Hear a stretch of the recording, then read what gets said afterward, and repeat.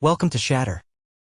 Support the channel by liking, commenting, and subscribing. I promise even more interesting stories. She said it like she was canceling a subscription, not ending a decade of life together. You're just comfortable, not exciting. 7 words. Whispered across the table, over half a glass of red wine, with a glance at her phone between syllables. She didn't even look up when she said it. I didn't answer. Not right away. I just sat there, watching the condensation slide down my water glass. That was the moment. Not the fights. Not the late nights. Not even the quiet dinners eaten in silence. It was those 7 words, soft, but final. She didn't flinch. Didn't stutter. She said it with the tone of someone who had practiced it, rehearsed it. The kind of line you say when you've already replaced the man sitting across from you. Emotionally, maybe physically. I nodded. Not because I agreed. Not because I understood. But because I knew something she didn't. This was the last time she'd ever see me like this. She thought I'd get angry. I didn't. She thought I'd ask who he was. I wouldn't. She thought I'd beg. She was wrong. I paid the check without a word, stood up, and walked out. Not dramatically. Not even fast. Just done. She didn't call that night. And I didn't wait. By sunrise, my side of the closet was empty. My name erased from the lease. The joint bank account, drained, legally. My phone switched. My number, gone. That morning, I sat on a quiet bench by the bay with a black coffee and no noise. Just the echo of her voice. Comfortable. No, sweetheart. Comfortable is what you say when you're bored and ashamed to admit the thrill isn't in the man. It's in the secret. She didn't want comfort. She wanted conflict wrapped in charm. She wanted a man she could fix, not a man who fixed her car, her taxes, her entire life. She thought she had time. That I'd wait in the shadows while she decided if I was worth the risk again. But I wasn't waiting. Because ghosts don't ask for closure. They just disappear and let the silence burn. The first time she noticed I was gone, it was already too late. That Monday, I didn't text. Didn't show up at home. I booked into a corporate apartment I'd kept for emergencies. She didn't know it existed. I kept my movements quiet. Precise. Calculated. She called once. I watched the screen flash her name, then let it fade into silence. That same evening, a mutual friend messaged me, said she looked distracted at work, that she kept checking her phone like something was missing. I almost laughed. Something? No. Someone. By Wednesday, her tone shifted. The texts came more frequent. Can we talk? Are you okay? I didn't answer. She had said I wasn't exciting. I assumed she was off searching for her thrill.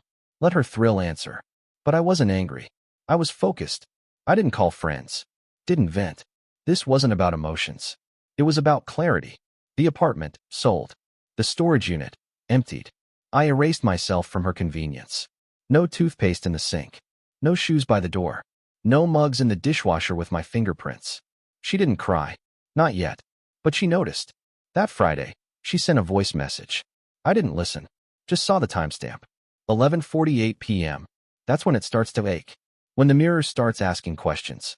I knew what she expected. That after a few days of silence, I'd cave. That I'd come back with flowers, trying to talk it out. But this wasn't silence as a strategy. It was silence as a decision. And then, the shift happened. A colleague of mine sent a photo. Said he saw her at a bar, sitting too close to a man in a blazer 3 sizes too tight. She was laughing, but not with her eyes. That laugh used to be mine. I stared at the photo. I didn't feel jealousy. I felt confirmation. She was testing how far she could go before I snapped. But I wasn't going to snap. I was going to vanish. She wanted excitement. She could keep the man in the blazer. I was never going to compete with her fantasy. I was building something else, something colder. Untouchable. The next day, I cleaned my inbox of everything that had her name. Photos. Memories. Digital footprints. Gone. This wasn't revenge. This was rebirth. And the version of me she used to manipulate? He didn't make it out of that restaurant. Only a shadow remained. It didn't take much. People are sloppy when they think you're not watching. Especially when they believe you're too comfortable to see the shift. Her name was Lauren, one of her co-workers. We'd met once at a holiday dinner.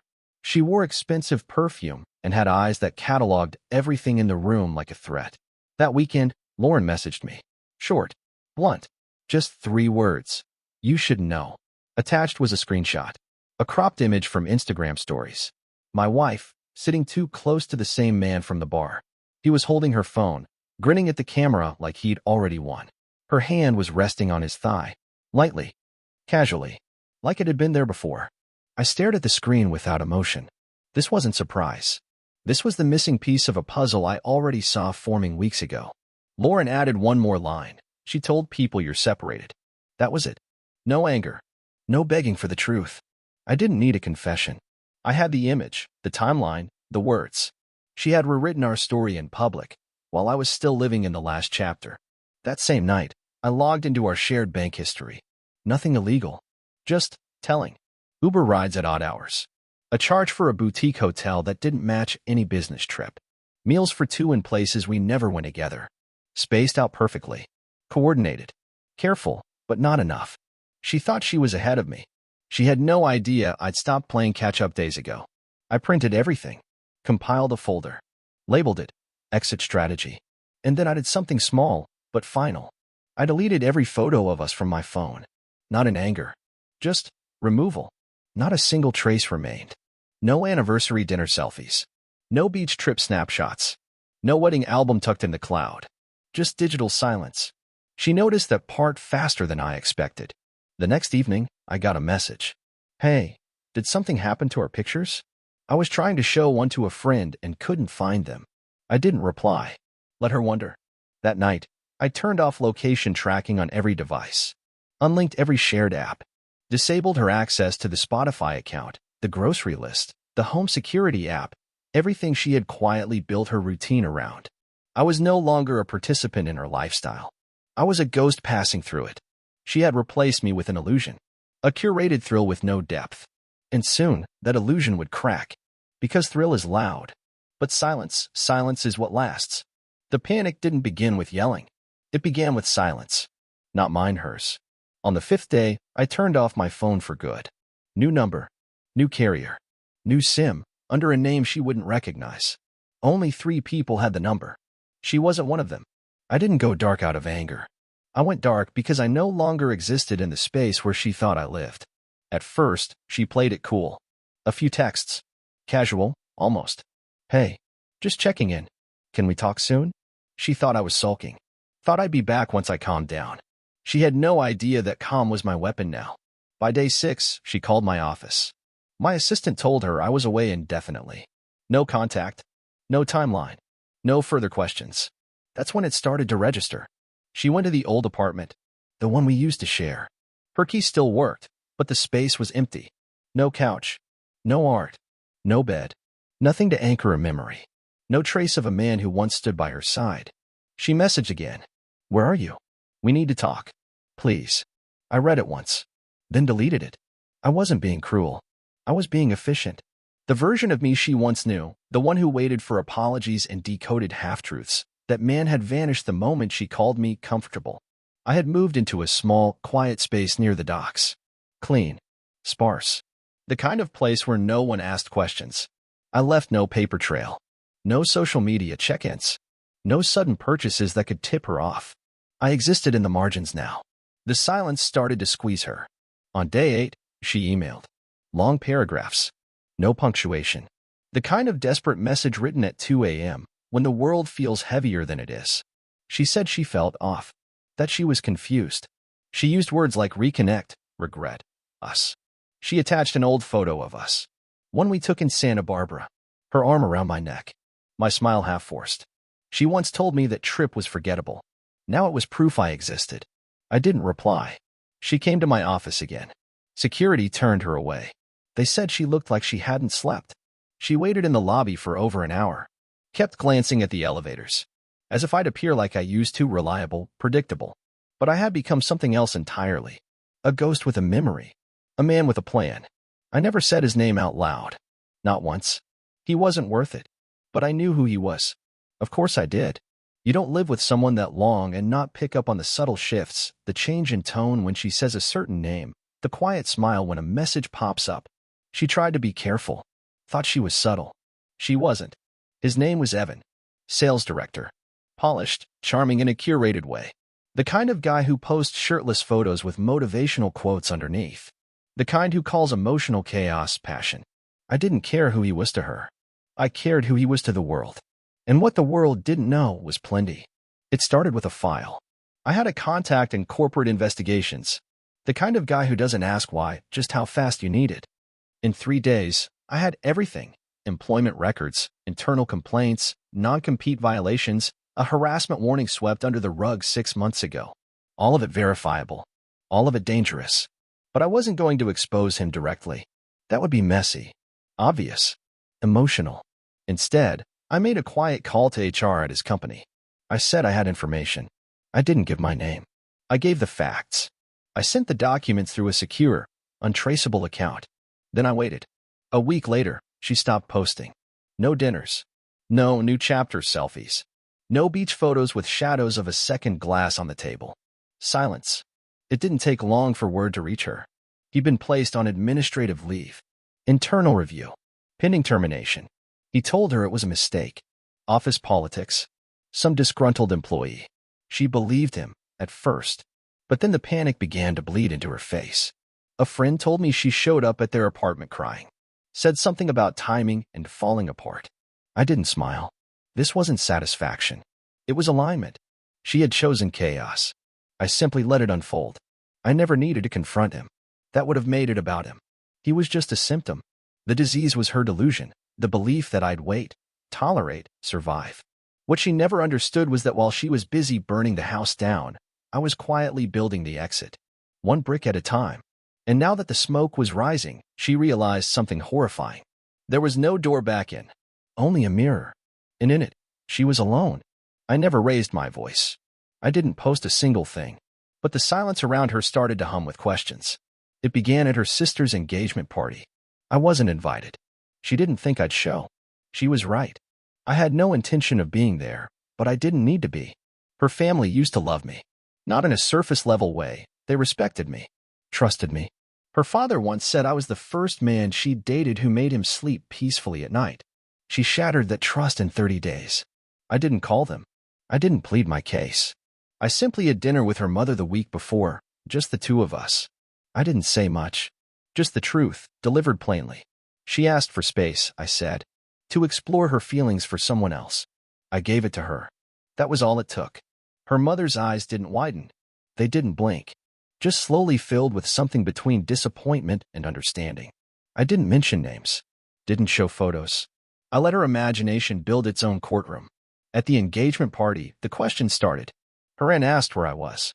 Her cousin asked who the man was in her story from last week. Her father didn't speak to her at all. She texted me after. Did you say something to them? I left it on read. The silence did more than any defense ever could. Then came the ripple at work. A mutual friend, Rebecca, who used to host wine nights for couples. She texted me out of nowhere. Said she'd heard what happened. Said she was sorry. I didn't respond. I didn't need allies. I needed distance. But what I didn't expect was the shift in tone from others. Invitations that once had both our names now only had mine. Messages that once included her now asked, "Are you coming solo?" People weren't taking sides. They were taking cues. No one likes being the last to know the truth. And the truth was spreading not through gossip, but through gaps. Through her sudden absence at events. Through the way people stopped asking, "How are you too?" and started asking, "Are you okay?" She felt it. That tightening circle. The one she once ruled. Now she stood at the edge of it, smiling too wide, laughing too loud, trying to hold together the image that was already starting to tear. And the worst part? No one had said anything cruel. They didn't have to. They had simply seen enough. She thought distance would bring clarity. But distance has a way of rearranging truths, especially when no one is there to confirm the lies you tell yourself. By now, the silence wasn't just mine. It was collective. Friends stopped reaching out. Her sister canceled brunch last minute, said she was tired, but didn't reschedule. Her coworker, the one who used to double-tap every filtered story she posted, went dark. No more likes. No comments. She wasn't exiled. She was simply uninvited. She messaged again. "I just want to talk. Even if we're not fixing anything. I don't know who I am right now." I read every word. I answered none. This wasn't punishment. This was a mirror. And what she saw in it, that was her reckoning. I passed her once, by accident. A bookstore we both used to love. She didn't see me. I saw her through the glass. Standing near the poetry section, flipping through a hardcover like the pages could anchor her. But she looked weightless. Not free. Unmoored. The kind of alone that doesn't come from being abandoned, but from realizing you did the abandoning. I turned and left. She never noticed I was there. That night, she posted a quote, something vague and hollow. Sometimes growth feels like loneliness. No one responded. The algorithm didn't even favor her pain. By now, she had tried every angle. Polite texts, emotional ones, the one-line attempts, the paragraphs. She had circled back to, "How are you?" as if pretending nothing happened would reset the clock. But the silence had grown sharp, cold, not angry, final. She had always known how to manipulate mood, how to cry just enough to win sympathy but not pity, how to sound sorry without actually saying the word. But none of that worked when no one's listening. She wasn't hated. She was invisible. And invisibility, for someone like her, was worse than rage. Meanwhile, I moved in shadows. Quiet upgrades. Gym every morning at 5. New haircut. A minimalist wardrobe. Lunches alone, by design. I didn't need distraction. I needed detachment. People noticed. One coworker said I looked cleaner. Another asked if I'd been on vacation. I nodded. In a way, I had. A vacation from pretending. And she was finally feeling what that looked like from the outside. Not betrayal. Not revenge. Just absence. She came to my new place. I hadn't told her where it was. She must have followed someone. Tracked something. Desperation makes people resourceful. The building had a front desk, but she talked her way past it. Same old charm. A little smile. A small lie. I heard the knock just after 9. 3 soft taps. Then silence. I didn't move at first. Just stared at the door from across the room. Glass of water in my hand. Not bourbon. Not wine. Water. Clarity. Control. Then I opened it. She looked smaller than I remembered. Not physically. Energetically. Her confidence used to arrive before she did. A presence that filled the air before her voice ever landed. But this version was quiet. Wrinkled coat. Hair not done. I scanning the room like she was trying to recognize something that once belonged to her. She said my name like a question. I didn't answer. She stepped inside without invitation. I let her. Not out of kindness, out of curiosity. I wanted to see what she'd do with the space that no longer responded to her. She looked around. Minimalist. Cold. Clean. No photos. No trace. She tried to smile. Said something soft. Meaningless. Her voice cracked halfway through. Then came the apology. Not in the words. She never said, "I'm sorry." It was in the pacing. The searching. The way her eyes tried to hold mine longer than I allowed. She asked if we could talk. Just talk. She didn't even pretend to want resolution anymore. Just access. I let her speak. She talked about confusion. About time. About how she thought she needed to explore to know what she wanted. But what she really wanted, she said, was what we had. What we could still have. I listened. Then I asked her one question. When exactly did you realize you made the wrong choice? She didn't answer. Just lowered her eyes. That was all I needed. I stepped back. Opened the door behind her. She stared at it like it was the end of a sentence she hadn't finished. I didn't raise my voice. I didn't explain. She walked past me slowly. No drama. Just gravity. At the threshold, she paused, waiting for me to say something. Anything. I didn't. She turned. Her lips parted, a final plea forming. I closed the door before it arrived. Collapse doesn't happen all at once. It starts with little things. Delays. Missed meetings. People glancing at you too long or not at all. Whispers that sound like your name followed by silence. She unraveled slowly. After that night at my door, she went quiet. No more messages. No quotes. No soft nostalgia uploaded for attention. Just silence, but not the kind I used. Hers was heavy. Unstable. Desperate. I didn't watch it unfold. Others told me. She started arriving late to work. Looking off. One colleague said she cried in the bathroom twice in one day. Another said she snapped during a team call and then left the room without explanation. The shine was gone. The version of her that once commanded rooms now looked like she was asking them for permission to stay. And no one gave it. I saw her once again, not by choice. A gallery opening downtown. I was there with someone. Nothing serious, but real enough to bring. Someone who didn't know the story. Who smiled easily. Who didn't ask where I'd been or what I'd lost. We walked in together. Clean. Confident. She was already inside. When she saw me, something in her posture cracked. She froze mid-sentence. The man next to her, not Evan, someone new, kept talking. She wasn't listening. Her eyes were fixed on me. I didn't look away. I didn't wave. I just nodded once and kept walking. That was the moment she truly broke. A friend messaged me the next day. Said she'd left early. Alone. Cried in the coat room. Said she looked like she couldn't breathe. I felt nothing. Not because I'm heartless. Because I had already buried the version of me that would have cared. He died the moment she made space for someone else in our timeline. Now, I was simply the witness. And her fall was loud. Her parents stopped defending her. Friends stopped calling. The new man faded. Then the job, demotion, not official, but clear. No more invites to strategy meetings. Her desk moved closer to the hallway, farther from relevance. And yet, she still held on to the idea that one message might change it all, that I might still be watching with hope. I wasn't. I wasn't angry. I was elsewhere. Her collapse wasn't my victory. It was just inevitable. And when she finally reached the bottom, she found what I left there. Nothing. Not rage. Not forgiveness. Just space. Empty. Silent. Unreturnable. It ended without a word. Not a fight. Not a plea. Just a final crossing of paths that told the rest of the story in silence. I was walking out of a building downtown, a meeting with investors. Things were shifting fast in my world. Bigger projects. Cleaner systems. Less noise. More power. She was coming in. Our eyes met on the steps. She looked like someone walking through the wreckage of a dream she hadn't realized was already burning. Clean clothes. Neatly done hair. But her face gave it away. Tired in the eyes. Hollow in the edges. She stopped. I didn't. She spoke first. My name. Just that. Soft. Like it used to be a safe word. I paused. Looked at her. Fully. For the first time in months. She asked if we could talk. Not long. Just a moment.